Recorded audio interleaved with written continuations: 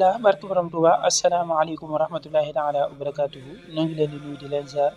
di leen baal ak di leen baal ak ñaan suñu borom bu boole ñu jéggal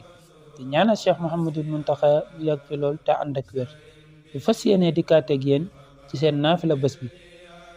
ñaareelu guddi gi ci weeru koor